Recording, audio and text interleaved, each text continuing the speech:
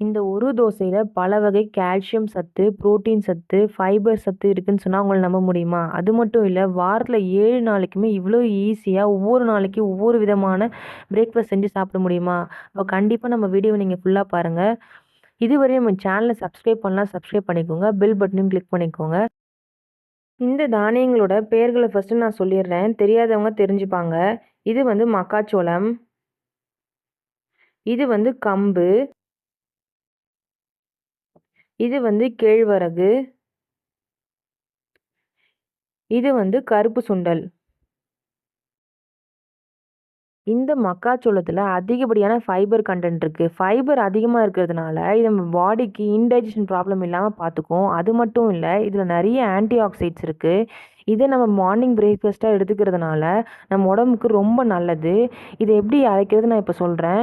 நீங்க 1 கப் அளவுக்கு மக்காச்சோளம் எடுத்துக்கிட்டீங்கன்னா, இன்னொரு கப்ல இட்லி அரிசி எடுத்துக்கோங்க. இந்த 2 கப்புக்கும் சேர்த்து 1/2 கப் அளவுக்கு உளுந்து எடுத்துக்கோங்க. 1 ஸ்பூன் வெந்தயம் எடுத்துக்கோங்க. சேர்த்துட்டு நல்லா கழுவி ஊற வச்சுடுங்க. ஒரு 5 ஹவர்ஸ் ஊறட்டும்.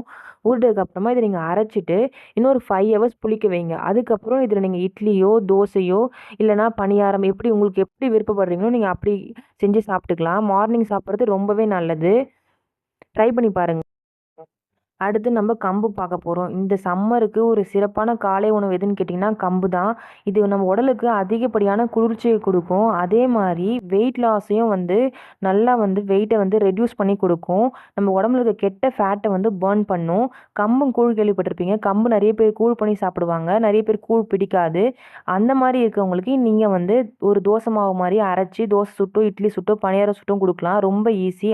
அதே அளவு தான் 1 கப் அளவுக்கு கம்பு, 1 கப் அளவுக்கு இட்லி அரிசி, 2 கப்புக்கும் சேர்த்து 1/2 கப் அளவுக்கு உளுந்து, 1 ஸ்பூன் வெந்தயம் சேர்த்துட்டு 5 ஹவர்ஸ் ஊற வச்சுட்டு, 5 ஹவர்ஸ் புளிக்க வச்சுட்டு, நீங்க இட்லியாவோ, என்னவோ உங்களுக்கு எப்படி பிடிக்குதோ நீங்க செஞ்சு சாப்பிடலாம். ரொம்ப ஈஸி. அடுத்து நம்ம பார்க்க போறது ராகி. ராகில நெறைய ரெசிபி இருக்கு. பல பேருக்கு தெரியும். களி பண்ணுவாங்க, கூழ் குடிப்பாங்க, ராகி லட்டு, ராகில நெறைய ஸ்வீட்ஸ்லாம் செய்வாங்க. பட் அதெல்லாம் ரெகுலரா செய்வாங்களா? ரெகுலரா நம்ம எடுத்துப்போமான்னு கேட்டா, கண்டிப்பா கிடையாதுன்னு தான் நான் நெனைக்கிறேன். இந்த மாரி தோசை பேட்டர் செஞ்சு சாப்பிடும்போது தான் நம்மளுக்கு ஈஸியாவும் இருக்கும், குயிக்காவும் நல்லது சாப்பிட்டோம் சந்தோஷமாவும் இருக்கும். ராகில விட்டமின் சியும், ஹீமோகுளோபின் லெவலும் அதிகமா இருக்கு. கண்டிப்பா சேர்த்துக்கோங்க. இதுக்கும் அதே அளவு தான். ட்ரை பண்ணி பாருங்க. கருப்பு சுண்டல் பார்க்க போறோம். இதுல அயர்ன் சத்து அதிகமா இருக்குன்னு பல பேருக்கு தெரியும். நம்ம முன்னாடி பார்த்த தானியங்கள் மாரி இத வந்து புளிக்க வைக்கணும்னு அவசியம் கிடையாது. இத வந்து ஒரு 7 ஹவர்ஸ் ஊற வச்சு நம்ம இன்ஸ்டன்ட்டாவே சுடலாம். நான் எப்படி பண்ணேன்னு சொல்றேன். நீங்க வந்து 1 கப் கடலை எடுத்துக்கிட்டீங்கன்னா, 2 டேபிள் ஸ்பூன் இட்லி அரிசி எடுத்துக்கோங்க. உங்ககிட்ட இட்லி அரிசி இல்லன்னா, நீங்க நார்மல் அரிசி கூட எடுத்துக்கலாம். இந்த சன்னா தோசைக்கு மட்டும் உளுந்து சேர்க்கணும்னு அவசியம் கிடையாது. 7 ஹவர்ஸ் கழிச்சு இத அரைக்கும்போது, இதில நீங்க கொஞ்சமா கொத்தமல்லி, ஒரு ஒரு பச்சை மிளகா, கொஞ்சமா இஞ்சி, கொஞ்சமா சீரகம் சேர்த்துட்டு, கொஞ்சம் தேவையான அளவுக்கு உப்பு சேர்த்துட்டு அரைச்சுக்கோங்க. அரைச்சுட்டு ஒரு 1/2 மணி நேரம் கழிச்சு இத நீங்க சுடலாம். இதே மாரி நீங்க பச்சை பயிறு தோசையும் ட்ரை பண்ணலாம். ஆல்ரெடி நம்ம சேனல்ல நான் பச்சை பயிறு தோசை வீடியோ அப்லோட் பண்ணியிருக்கேன். உங்களுக்கு ஏதாவது டவுட்னா, நீங்க அந்த வீடியோ ஓப்பன் பண்ணி பாருங்க. டிஸ்கிரிப்ஷன்ல நான் லிங்க் குடுத்துருக்கேன்.